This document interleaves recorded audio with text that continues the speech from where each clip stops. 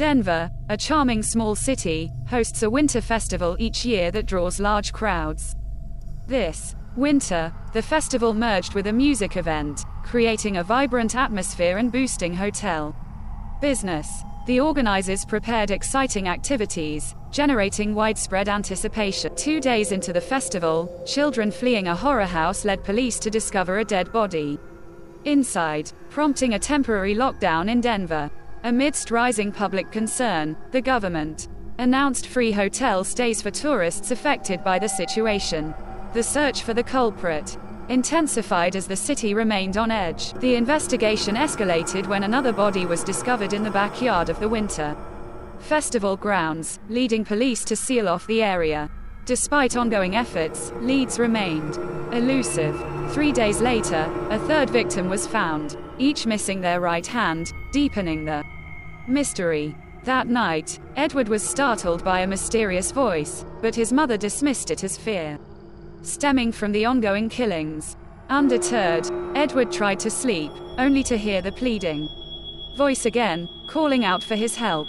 Following the mysterious voice, Edward traced a trail of blood to a backyard where he found a large white bag containing a severed right hand. Panicked, he fled but stumbled over a box, which, upon opening, revealed a talking magical hand. The magical hand, identifying itself as belonging to Florence, who died at last year's festival, pleaded with Edward for help to reunite with her body to stop the killings. It revealed that every night at 3 a.m., Florence searches for a matching right hand among the dead, resorting to more killings if unsuccessful. Edward, concerned for his safety, was reassured by the hand that Florence only targets 18-year-old girls. They planned to confront Florence together in the backyard. At the appointed time, the magical hand summoned Florence, who appeared visibly angry. The hand quickly calmed her, expressing gratitude to Edward for reuniting them. Edward then inquired about her death and the reason her hand was severed. Florence recounted how a police officer had harassed and humiliated her at the festival, leading to her slapping him. In retaliation, he cut off her hand and fatally shot her before killing himself. Her body was returned to her hometown by her parents, but her severed hand remained in Denver until now, reunited, allowing her spirit to finally rest. After Florence's departure, Edward returned to his room, burdened by the truth behind the murders. Despite the police blaming a bear, he confided in his best friend Snow, who, despite initial doubts, was persuaded by the story of the magical hand. Together, they planned for Edward to discreetly inform the police chief of the true events. Intrigued by Edward's account, the police chief ordered a detailed review of crime scene photos and autopsy reports, uncovering unusual wrist markings consistent with Edward's description of the officer's actions. This led to the reopening of the officer's suicide case, where discrepancies in his alibi surfaced, ultimately connecting him to the festival murders.